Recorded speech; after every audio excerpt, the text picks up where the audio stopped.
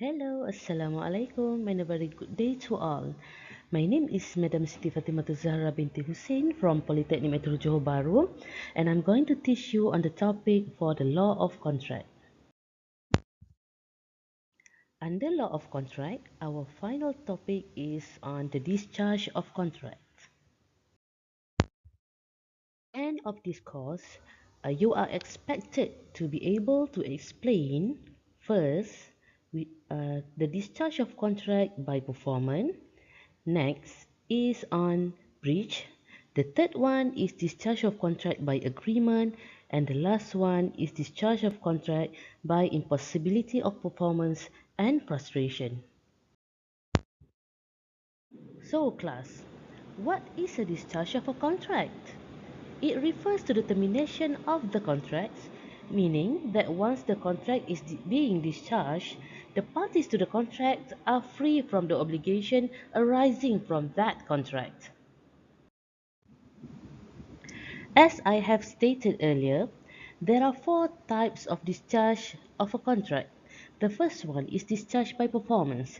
In order to discharge the contractual promises, the performance must be precise and exact, like the arrow, so it must fulfill completely the contractual undertakings. There is a complete discharge when both parties have carried out exactly what they have undertaken to do. If only one party performs his part of the bargain, he alone will be discharged of the contract. We can refer to Contracts Act 1950 under Section 38 Sub 1 and Sub 2, which state that the parties of a contract must either perform their respective promises, unless the performance is dispensed with or excused with under the Act or any other law. The promises that has been made has bind the representative of the promisor in case of the death of the promisor before the performance, unless a contrary intention appears from the contract. A clear example of this discharge by performance can be seen in the illustration on the next slide. Here, Bim, as a buyer, has made a contract to buy a bag worth Rm 20 ringgit from Hanif. If Bim pays Hanif Rm 20 ringgit and Hanif give the bag to Bim, the contract is discharged by performance because both Bim and Hanif has performed their promises in the contract. The next type of a discharge of a contract is discharge by breach. The contract can be put to an end if the party to the contract did not do what they have promised to do in the contract. It is clearly supported by Section 40 of the Contracts Act, which state that when a party to a contract has refused to perform or disabled himself from performing his promises in its entirety, the promisee may put an end to the contract, unless he has signified by his words or conduct his acquiescence in its continuance. A clear example for discharge of contract by breach can be seen in the next illustration. See that when Beam pays 20 ringgit to Hanif, Beam's contract is discharged by performance. However, if the Hanif did not give the bag, even Beam has paid the price, only Beam has discharged by performance of the contract. Hanif, on the other hand, is discharged by breach, and he can be sued for breach of a contract provided that Beam has ended their contract. Our third type of discharge of a contract is discharge by agreement. The keyword to be remembered is that both parties agrees to discharge the first contract. Hence came the word agreement. So both parties agrees to discharge the first contract enable to discharge the second contract by performance.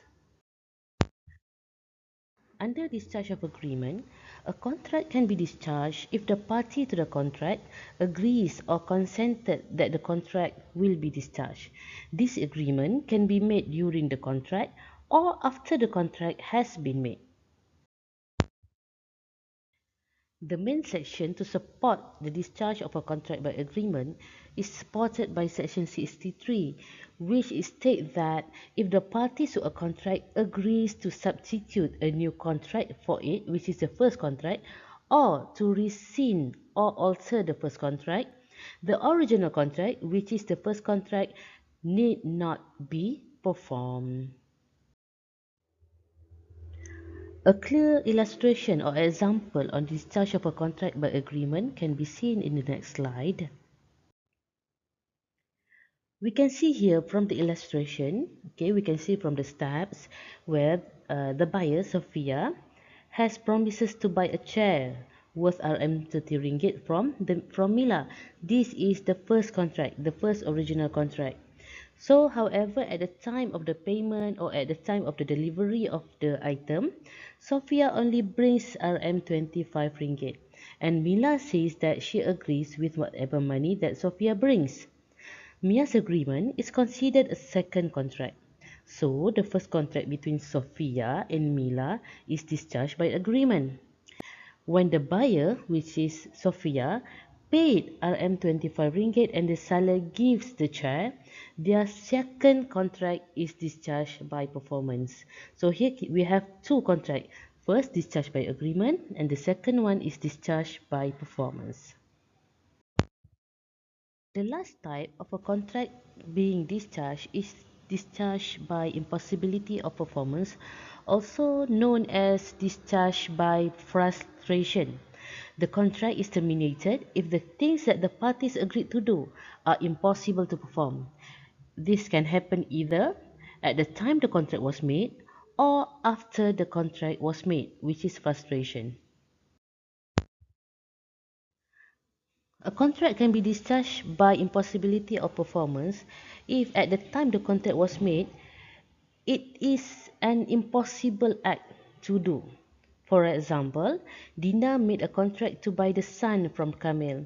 So it is impossible to buy a sun. So under section 57 sub 1, it says that an agreement to do an act impossible in itself is void.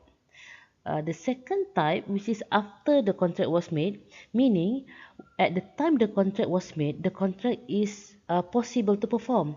However, after the contract was made, there occurs some event that made the contract to be impossible to perform. So which made the contract is being frustrated. For example, Habil contracted to buy a limited edition vase from Jim. So there is only one vase in the whole world. However, after the contract has been made, the vase fell and break before the vase received to Habil. So it is impossible to find another vase like before. So under section 57 sub 2, it says that a contract is being frustrated when there is a change in circumstances which renders a contract legally and physically impossible of performance. A contract can also be discharged by supervening impossibility or illegality. It can happen in three situations. The first one is the destruction of subject matter of the contract. For example, in the case of Taylor versus Catwell, if the buyer has rented a musical hall to make a performance, and a day before the performance date, the musical hall has damaged due to fire, the contract cannot be performed. So the contract is discharged by supervening impossibility. It can also be made in the case of death or personal incapacity. For example, if you hire a person to wash your car for you, and a day before the date of the washing of the car, the person has counted an injury due to an accident. So he has also have a personal incapacity. Thus, the contract is being discharged by supervening impossibility or illegality. The third one is supervening illegality can be seen in the situation of selling a contract of selling vape. Okay, not cigarette, it's vape in Johor. Before the order of the Sultan saying that selling of vape is illegal in Johor Bahru, the selling and buying of vape is made um, around Johor Bahru. However, when the order has been made, the contract now is being discharged by supervening illegality. As a conclusion, there are four types in which a contract can be discharged. The first one is discharged by performance, when the parties perform their promises in the contract.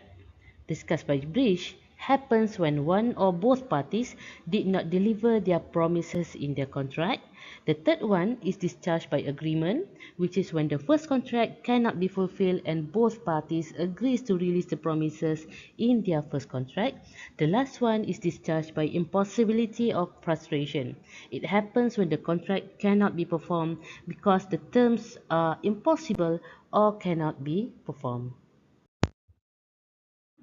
So class, can you ascertain which discharge of a contract in this situation?